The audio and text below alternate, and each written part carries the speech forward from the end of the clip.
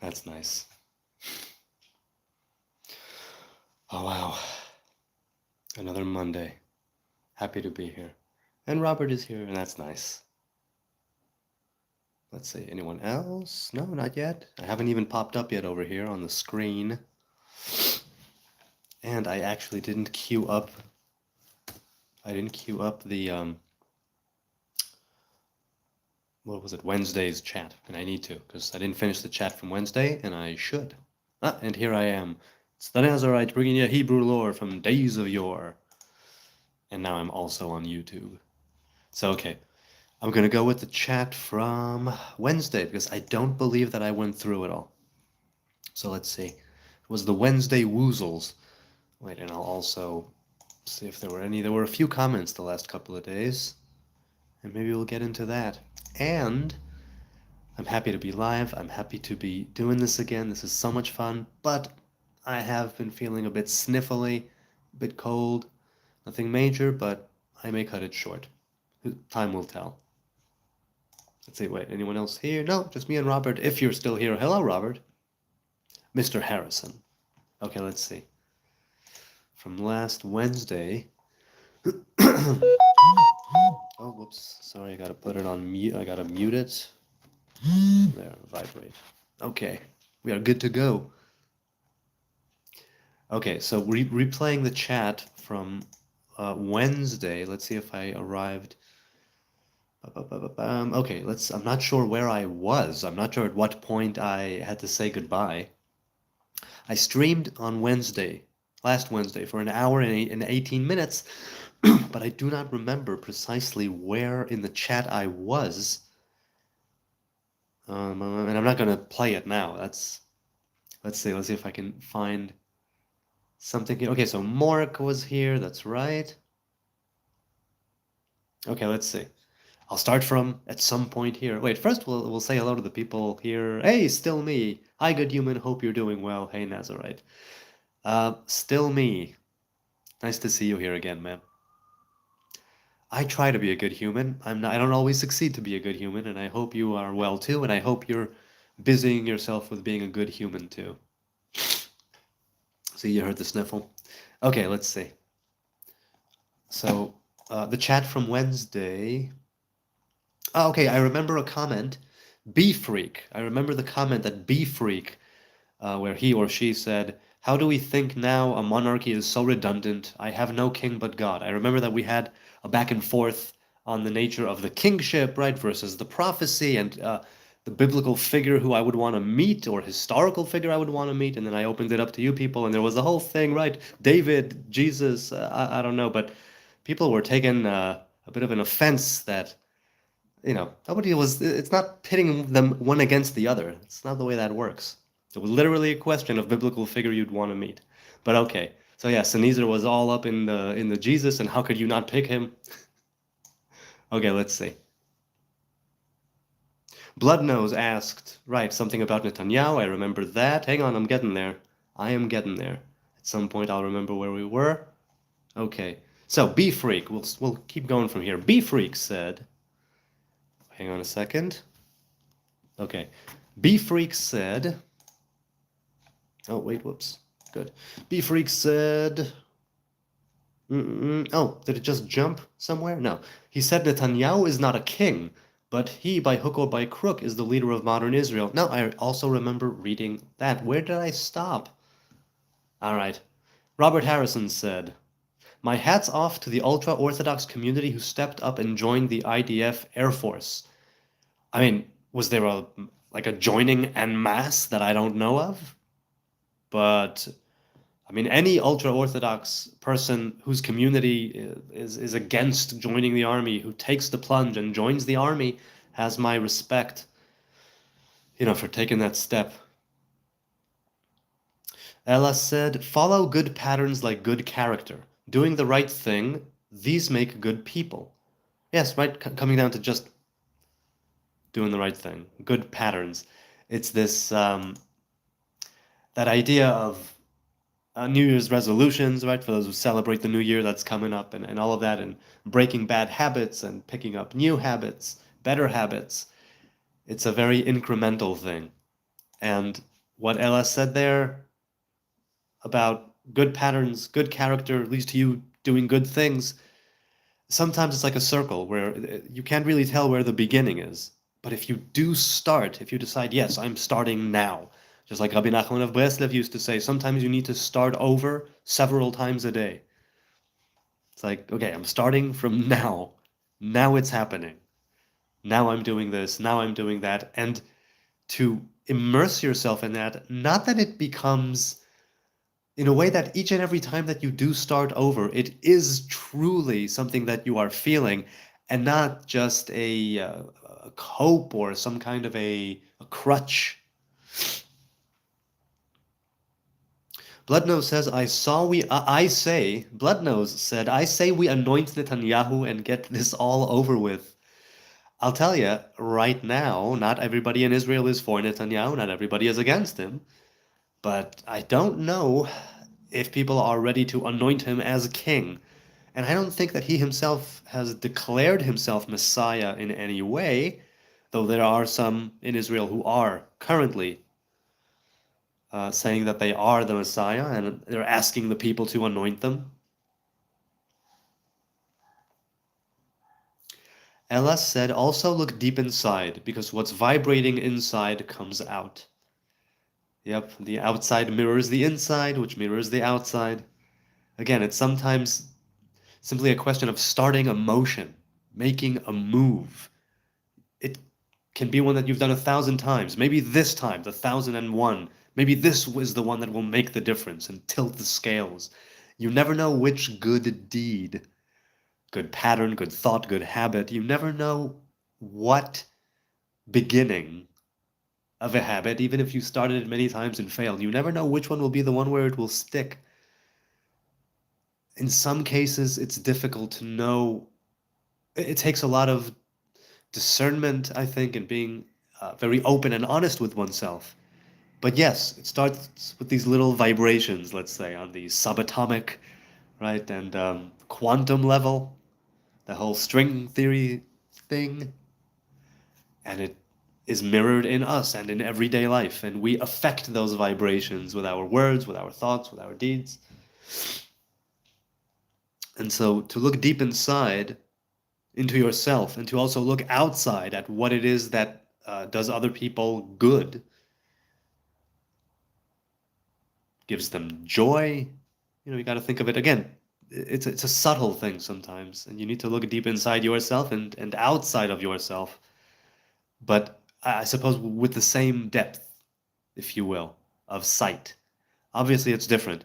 You look deep within yourself and you can find out who you are. You put yourself in certain circumstances, conditions, you help it to rise up to the surface, whatever the case may be. And when you take a look outside, look for good patterns, right? And for good character, like Elas said, doing the right thing. Yes, it's incremental. Yes, it's one thing at a time. But to have that vision of, in the same intensity that I look inward, I would look outward. Not necessarily in judgment or criticism of others, but simply in the sense of where am I in all of this?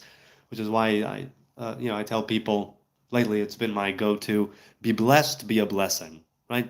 Like Abraham, heye bracha, right? Be blessed and be a blessing to others. Be the reason why somebody feels good. Be the reason why somebody feels blessed, like their life has, right? Be that grace to somebody else, obviously within measure and within normal parameters.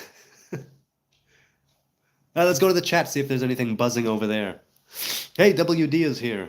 How is it going? It's going pretty well. I once again almost thought of not going live. My woman's like, no, go live. It makes you feel better every time.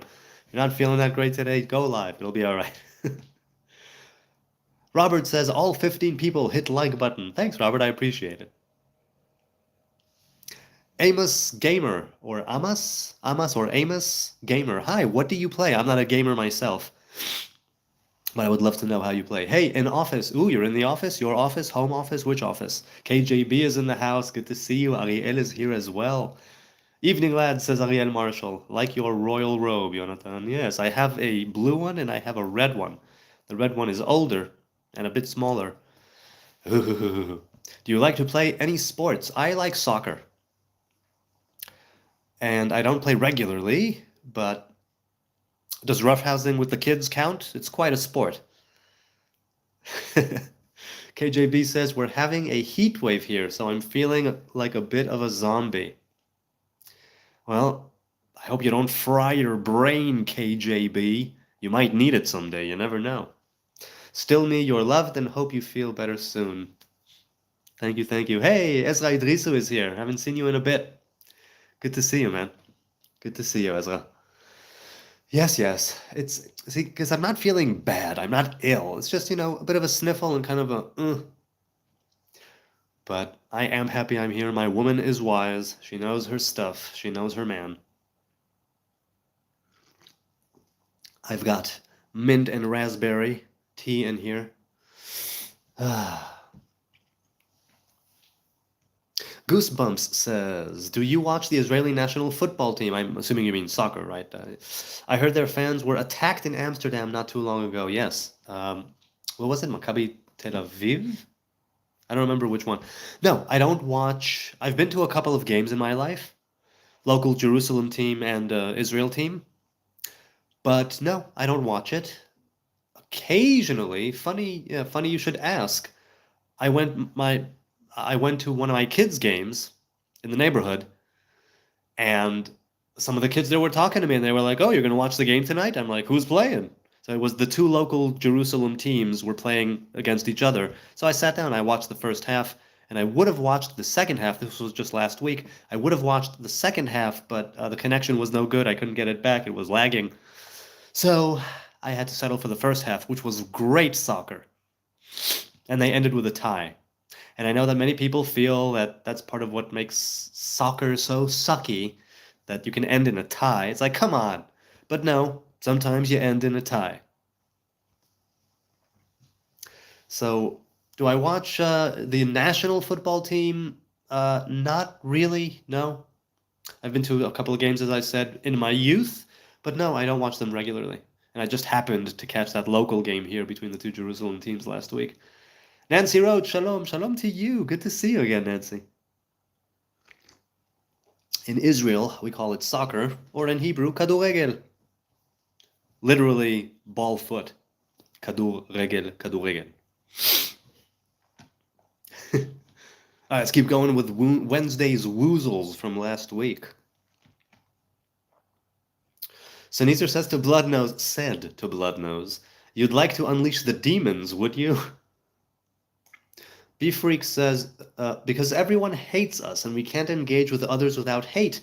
Also because, as you know, being a Jew is more dictated by being born of a Jewish mother more than anything else. Yes, technically this is correct. There's a guy who I'm in the DMs right now, these last few days, I mean, not right now. Right now I'm here with you, and thank you for being here, by the way. What fun, what fun. I love it.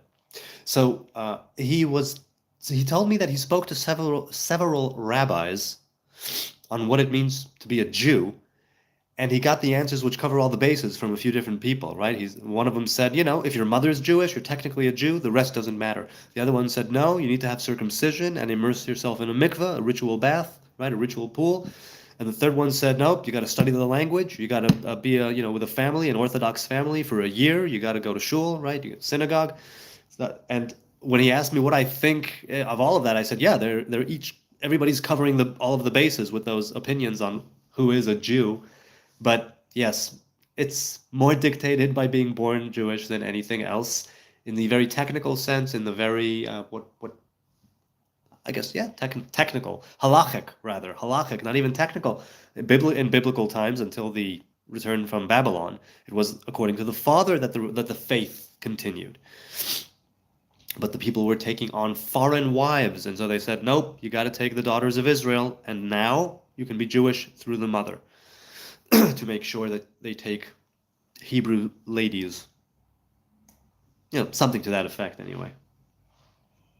Ella said, if we are angry deep inside, eventually it comes out. So self-awareness, a requirement. I mean, eventually comes out. self-awareness. Okay, let me ask you this. Well, I don't know if Ella is here. She said this last Wednesday, but I'll open it up to you people. If you're angry deep inside, eventually it comes out. Self-awareness a requirement.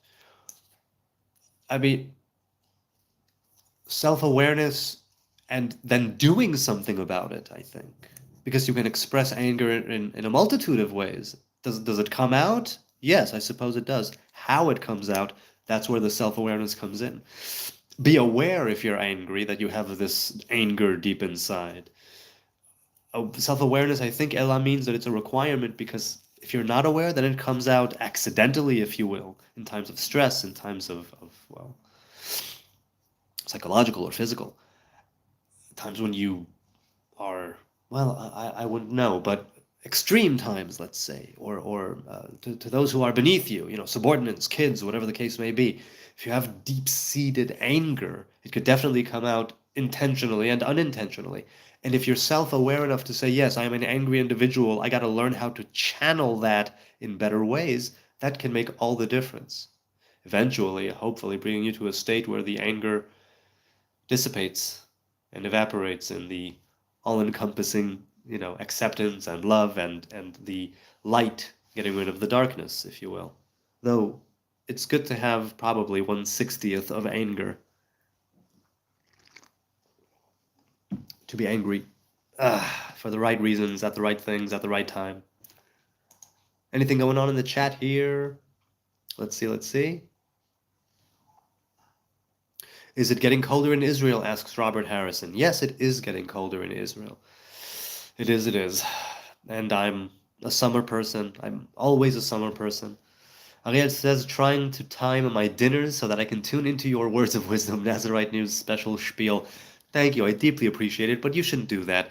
Keeping a regular food schedule is much more important than tuning into this little, whatever the heck I am. So, yeah.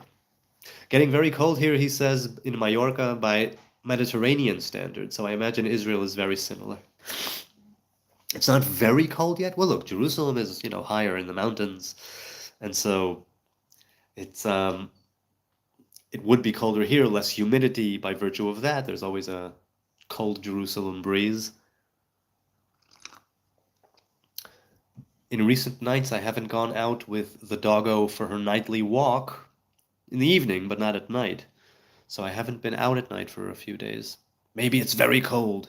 But yeah, well, look, the temperature definitely drops when the sun sets. That's for sure. Noticeably. Robert says, Ezekiel 20:15, say Israel's land is glorious than all other lands. Well, for the Israelites anyway, right? We each have our own place that we feel more connected to.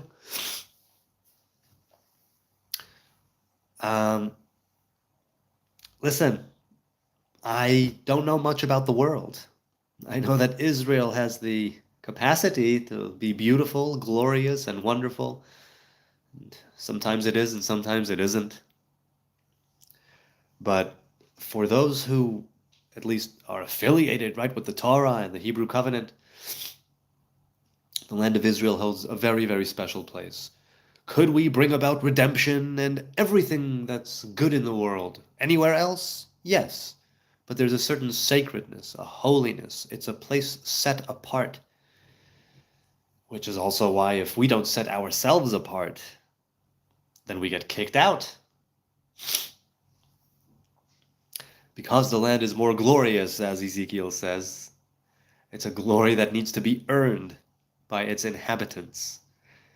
The glory of Israel, be it occupied by Israel or Israelites or anyone else who's a good person, that is the glory, right? Just like they say about Jacob when he left Beersheba, just last week's Torah portion, Vayetzeh. When a righteous person leaves a town, it makes an impression. When a righteous person enters a town, it makes an impression. So in the very same way, Israel, yes, the land, yes, but you need people to set it apart, to make it holy, to make it sacred, to keep its Sabbath. And that's the glory, right? It's the people who walk there, the people who worship there, our forefathers and our foremothers.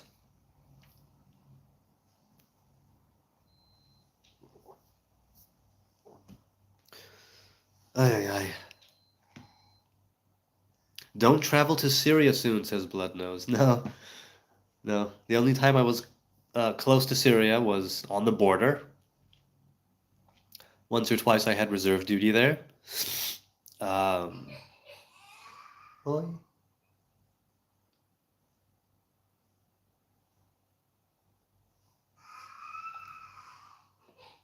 we'll give him a minute.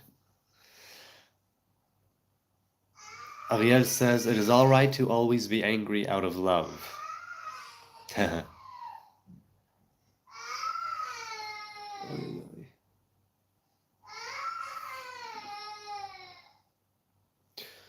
might need to go. We'll have to see. Robert says, when I read that this morning, I thought about beautiful places like American national parks, but God say Israel land is more glorious than Yellowstone, Yosemite, all those. Well, that begs the question, what is this glory that is the quality of Israel as opposed to the land of Israel as opposed to other lands? What do you think that glory is? Is it external beauty? Could be. If that's, your metric, then there are many places arguably, convincibly more beautiful, more glorious in the sense of aesthetics and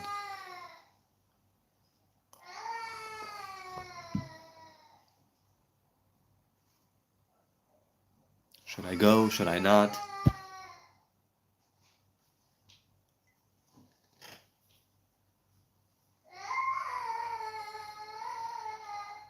Yeah, yeah, I'm gonna go. This has been fun. God willing, I'll see you Wednesday. We'll continue this. Good night from Jerusalem.